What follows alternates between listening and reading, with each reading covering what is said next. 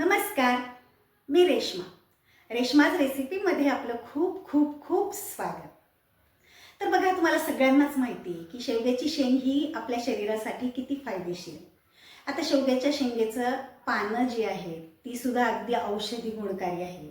शिवाय फुलांची आपण भाजी करतो, पानांची भाजी करतो आणि शेवग्याच्या शेंगेची सुद्धा भाजी करतो, कारण ती खाल्ल्याने आपल्या शरीरासाठी अत्यंत फायदा होतो.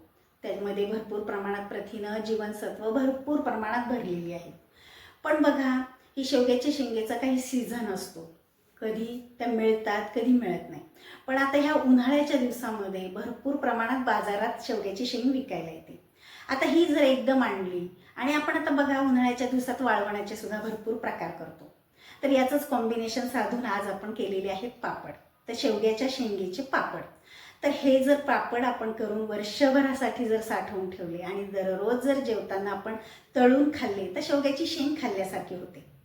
तर चला, हे शेवग्याच्या शेंगेचे पापड अत्यंत टेस्टी, अगदी सोप्या पद्धतीने आपण केलेले आहेत. तर ते कसे करायचे आज आपण ते बघूया. मी पहिल्यांदा घेतलेले आहेत शेवग्याच्या शेंगा. तर अगदी ताज्या अशा शेवग्याच्या शेंगा घ्यायच्यात. 1 किलो मी शेवग्याच्या शेंगा अगदी ताज्या घेतलेल्या आहेत, म्हणजेच आपल्याला त्यातला गर चांगला मिळतो. तर बघा, आता या शेंगा ज्या आहेत तर त्याचे छोटे छोटे आपले तुकडे करून घ्यायचे. म्हणजे आपण भाजीला जसे छोटे छोटे तुकडे करतो तशाच पद्धतीने करायचे. पण भाजीला आपण वरची साल काढून घेतो, तर साल काढली नाही तरी सुद्धा चालते. आता ह्या शेंगा ज्या आहेत आपल्याला स्वच्छ 2-3 पाण्याने स्वच्छ धुवून घ्यायच्यात आणि आता ह्या छान अशा मऊ शिजवून घ्यायच्यात. तर मी आता कुकरमध्ये ह्या धुवून झाल्यानंतर कुकरमध्ये टाकते. तर आता ह्या सगळ्या शेंगा आपण कुकरमध्ये टाकल्यानंतर त्यामध्ये शिजण्यासाठी आपण 1 ग्लासभर पाणी घालायचं आहे आणि अगदी मऊ अशा शिजून घ्यायच्यात आपल्याला. तर मी आता 3 ते 4 शिट्ट्या चांगल्या करून घेणार आहे. तर तुमच्याकडे बघा कुकरमध्ये किती शिट्ट्यांमध्ये छान मऊ शिजतील अशा प्रकारे तुम्ही शिट्ट्या करून घ्या.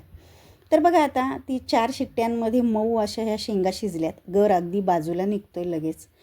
तर आता आपण एका चाळणीमध्ये त्या काढून घ्यायच्यात, म्हणजे त्यातलं पाणी जे आहे ते निघतं. आणि आता आपण तांब्याने चांगलं रगडून घेऊयात, म्हणजे चोथाही बाजूला होईल आणि गरही बाजूला होईल. तर बघा, लगेच हलक्या हाताने आपण तांब्या फिरवल्यानंतर हे शेंगा ज्या आहेत तर लगेच आपल्या ह्या मऊ मोडल्या जातात, म्हणजे स्मॅश होतात त्या.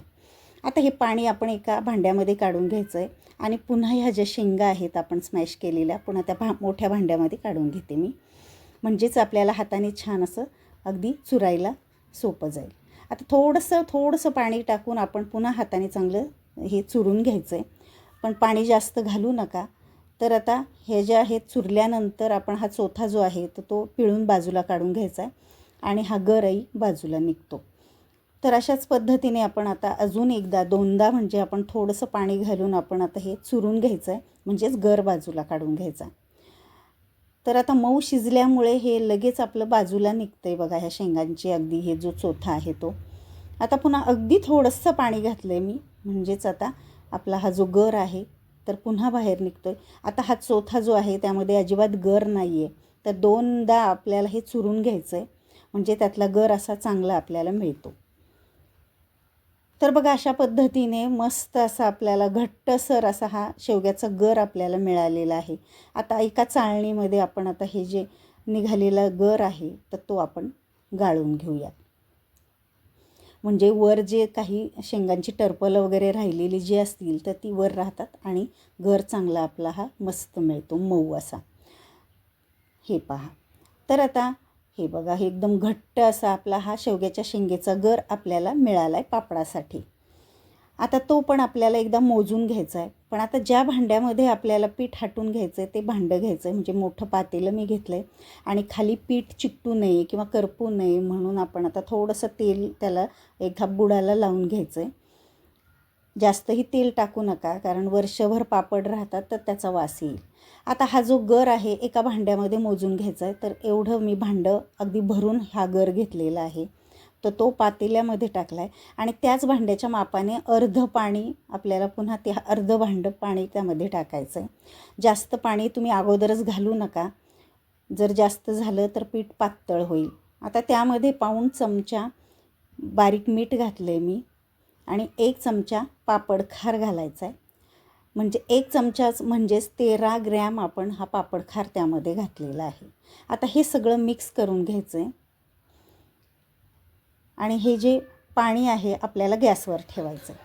आता त्यानंतर आपल्याला दुसऱ्या शेगडीवरती त्याच भांड्याच्या मापाने अर्धं भांडं आपण पाणी फक्त गरम करायला ठेवायचं आहे, जर लागलं तर आपल्याला. आता बघा इकडे मी अर्धा किलो तांदळाचं पीठ घेतलेलं आहे. म्हणजेच तांदूळ स्वच्छ धुवून घेतलेत, सावलीत वाळवून घेतलेत आणि गिरणीमधून दळून आणले. तर ते अर्धा किलो पीठ घेतले मी. आता इकडे गॅसवरती हे पातेलं मी ठेवलेलं आहे. त्यामध्ये 1 चमचा जिरी, पाव चमचा ओवा मी घेतलेला आहे आणि 2 ते 3 चमचे पांढरे तीळ मी त्यामध्ये टाकले. आता हे सगळं आपण आता एकदा मिक्स करून घ्यायचं आहे आणि आता आपल्याला हटण्यासाठी हे थोड्या प्रमाणात असल्यामुळे आपण हे जे आपण पोळीसाठी जे पोळपाट लाटणं वापरतो त्यातलं जे लाटणं आहे त्याच लाटण्याने मी हटून घेणार आहे. त्यामुळे त्याला मी तेल लावून घेते. आता तुम्हाला जर जास्त प्रमाणात करायचं असेल तर त्यासाठी चाटूसुद्धा मिळतो. तुमच्याकडे काय म्हणतात आता मला माहीत नाही. आमच्याकडे हटण्यासाठी चाटू म्हणतात. तर बघा त्यानेसुद्धा तुम्ही हटून घेऊ शकता. आता हे पातेलं आपण गॅसवर ठेवल्यानंतर हे पाणी आपल्याला एकदा उकळवून घ्यायचं. तर गॅस फुल केलेला आहे. अगदी दणदणीत छान अशी पाण्याला उकळी आलेली आहे. आता एका हाताने हे पीठ टाकायचं आहे आणि एका हाताने हे लाटण्याने आपल्याला हे पाण्यामध्ये पीठ जे आहे ते मिक्स करून घ्यायचं. आता हे थोड्या प्रमाणात पीठ असल्यामुळे एकटीलासुद्धा आपल्याला जमतं आहे. जर जास्त प्रमाणात जर करायचं असेल तर अजून दुसऱ्या व्यक्तीची तुम्ही मदत घेऊ शकता. आता बघा एका हाताने पीठ टाकल्यानंतर एकाच हाताने आपण हे मिक्स केलेलं होतं. आता एका हाताने मी हे पातेलं जे आहे ते कापडाने धरलेलं आहे आणि एकाच हाताने आपण आता हे मिक्स करून घ्यायचं. पूर्णतः पाणी आणि पीठ एकदा मिक्स करून घ्यायचं आहे आणि जर पाणी कमी पडलं, पीठ जर कोरडंच राहिलं तरच तुम्ही हे गरम पाणी तुम्ही त्यामध्ये टाका आणि जर अगदी पीठ सगळं व्यवस्थित पाण्यामध्ये जर मिक्स झालेलं असेल तर तुम्ही पाणी वापरू नका. जास्त पातळही होईल तर पीठ चांगलं पातळ झालेलं पापड आपल्याला करता येणार नाही. तर असंच आता झाकण ठेवून आपल्याला 10 ते 12 मिनिट हे पीठ शिजवून घ्यायचं आहे. मधून झाकण काढून हलवून सुद्धा घ्यायचं. तर आता मी थोडं वेळ ठेवलेलं वाफ आणलेली होती. आता त्यामध्ये मी चिली फ्लेक्स टाकले. तुम्हाला जर पापड जर तिखट हवे असतील तर तिखट लाल ज्या मिरच्या आहेत तुम्ही ओबडधोबड कुटून त्यामध्ये टाकू शकता आणि मी पापड छान दिसण्यासाठी मी बेडगी मिरची पावडर जी आहे तर ती ओबडधोबड मी कुटून त्यामध्ये टाकलेली आहे. तर आता बघा पुन्हा मी एकदा मिक्स करून घेते आणि त्यावरती आपण झाकण ठेवून घेऊया. तर थोड्या वेळाने पुन्हा एक छान वाफ आल्यानंतर पुन्हा एकदा चांगलं मिक्स करून घ्यायचं आहे आणि त्यामध्ये बारीक चिरलेली कोथिंबीर घालायची. कोथिंबीर आणि ही जी मिरची आहे त्याने छान अशी टेस्ट पण येते. तर तुम्हाला तिखट करायचे असतील तर तुम्ही तिखटही मिरच्या तुम्ही त्यामध्ये टाकू शकता किंवा हिरवी मिरचीसुद्धा तुम्ही ओबडधोबड कुटून त्यामध्ये टाकू शकता.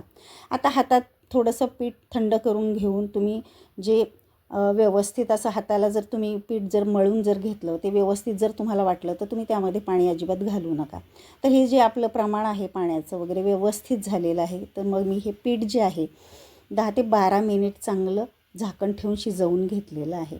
आता एका परातीमध्ये हे काढून घेतलं आहे आणि आता आपल्याला हे मळून घ्यायचं. पण आता हे पीठ गरम असल्यामुळे हाताने काही मळता येत नाही. त्यामुळे मी तांब्याला तेल लावून तांब्याच्या साहाय्यानेच हे मळून घेते. तर आता हे गुठळ्या जर त्यामध्ये जर राहिलेल्या असतील तर याने सगळ्या मोडल्या जातात. हवं तर तुम्ही एखाद्या प्लॅस्टिकच्या पिशवीमध्ये सुद्धा हे पीठ घालून तुम्ही हाताने मळून घेऊ शकता किंवा कापडामध्ये सुद्धा ठेवून हे मळून घेऊ शकता. पण प्लॅस्टिकचा पिशवीचा वापर आपल्याला करायचा नाही आहे. त्यामुळे ह्या तांब्यानेच मस्त असं रगडलंसुद्धा जातं. अगदी लोण्यासारखं हे पीठ तयार होतं.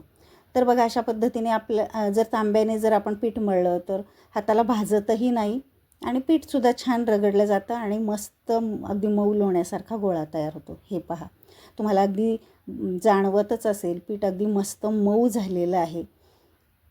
तर अशाच पद्धतीने हे पीठ आपलं चांगलं मळून घेतलं आहे मी आणि आता एका चाळणीमध्ये म्हणजे आपण जे वड्या वाफवतो अळूच्या वड्या कोथिंबिरीच्या वड्या तर ती चाळणी मी घेतली. त्याला तेल लावून घेतलं आहे आणि आता पिठाचे आपले छोटे छोटे उंडे करून घ्यायचे. म्हणजे डायरेक्ट आपल्याला हे पापड आपल्याला करता येतील. तर छोटे छोटे आपण जे लिंबाच्या एवढे गोळे तयार करून घ्यायचे. तुम्हाला जर मोठा पापड करायचा असेल तर थोडासा मोठा उंडा घ्या. छोटे करायचे असेल तर छोटा घ्या. आता बघा अगदी तुम्हाला जाणवत असेल अगदी मऊ लोण्यासारखा असा हा गोळा तयार झालेला आहे. पीठ तयार झालं. आता बघा एक चाळणी भरलेली आहे. असं 2-3 बॅचमध्ये आपण आता हे उंडे जे आहेत आपल्याला वाफवून घ्यायचे. आता गॅसवरती बघा मी एक चाळणी बसेल असं हे भांडं ठेवलं आहे, पाणी ठेवलं आहे, त्यामध्ये 1 ग्लास 1.5 ग्लास आणि पाण्याला चांगली उकळी येऊन द्यायची आणि ही चाळणी त्यामध्ये ठेवायची आणि एकदा गॅस मी फुल करते. पाण्याला उकळी आल्याच्या पुढून आपण 5 मिनिट हे जे उंडे आहेत तर ते वाफवून घ्यायचे. तर 5 मिनिट झालेत बघा. हे मस्त असे आपले हे गोळे जे आहेत ते छान शिजलेत. तर आता मी ते काढून घेते, गॅस बंद करते. आता तुम्हाला 1 ते 2 पापड आता कसे करायचे मी हे तुम्हाला दाखवते. माझ्याकडे पुरी यंत्र आहे, त्यावरती बघा मी प्लॅस्टिकचा कागद ठेवला आहे, त्याला तेल लावून घेतलं आहे. आता पहिल्यांदाच तेल लावलं एकदा तरीही चालतं आहे. त्यामध्ये हा उंडा ठेवला आहे. पुन्हा ती प्लॅस्टिकची पिशवी जी दुमडून घेतली आणि हे मशीन त्यावरती ठेवून पुन्हा दाब देऊन बघा अशा प्रकारे हा पापड तयार झाला आहे. आता तोच उचलून आपण हा जे प्लॅस्टिकची पिशवी आहे ती पालथी टाकायची, वरून थोडासा दाब दिला की लगेच हा पापड निघून येतो. अशाच पद्धतीने आता दुसराही पापड मी तुम्हाला एकदा करून दाखवते. आता पुरी यंत्र जर तुमच्याकडे नसेल तर पोलपाटावर सुद्धा ह्या प्लॅस्टिकच्या पिशवीवर ठेवून तुम्ही लाटण्याने लाटू शकता किंवा हाताने सुद्धा तुम्ही बोटाने फिरवून सुद्धा हा पापड जो आहे तो मोठा होतो. अशाच प्रकारे सुद्धा तुम्ही हा गोल करू शकता. तर 2-3 प्रकारे सुद्धा आपण हे जे पापड आहेत ते करू शकतो.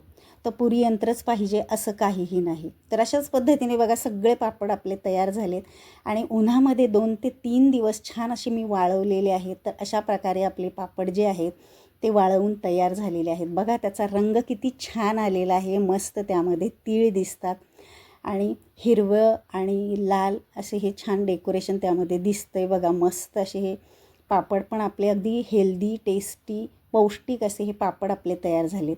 तर आता मी 2-3 पापड तुम्हाला तळून दाखवते. तर गॅसवरती मी आता तेल तापायला ठेवले. तर सहज बघा हे पापड अगदी आपले जे बॉबी असती तर तशाच प्रकारे चवीला लागते. तर मस्त असे हे पापड आपले बघा लगेच तळले जातात. छान डबल टिबल असे हे फुलले जातात. तर मस्त असे हे आपले खाण्यासाठी हे पापड जे आहेत तर आपले रेडी झालेत. तर आपण दररोजच्या जेवणामध्ये जरी हे पापड खाल्ले तरीसुद्धा अगदी छान आपल्याला चवसुद्धा येते तोंडाला आणि काहीतरी जेवणात घेतल्यासारखं आपल्याला अगदी छान कुरकुरीत असे हे मस्त वाटतात. तर बघा आता डबल टिबल असे फुललेले हे पापड जे आहेत अजिबात तेलकटसुद्धा होत नाही. तुम्ही बघू शकता आपण केलेले जे पापड आहेत तर किती छोटे आहेत आणि नंतर तळल्यानंतर ते किती फुलले आणि मस्त खुसखुशीत असे आपले पापड तयार झाले. तर बघा मस्त असे आपले हे शेवग्याच्या शेंगेचे जे पापड आहेत खाण्यासाठी रेडी झालेले आहेत. अगदी सोपी पद्धत आहे. नक्की या उन्हाळ्यात तुम्ही करून पहा आणि खाऊन पहा. तर कसे झाले मला कमेंट करून पण सांगा आणि आवडले तर आपल्या चॅनलला लाईक करा, शेअर करा आणि सबस्क्राईब करा. चला तर मग भेटूयात अशा छान छान नवनवीन रेसिपींच्या व्हिडिओमध्ये. तोपर्यंत बाय बाय.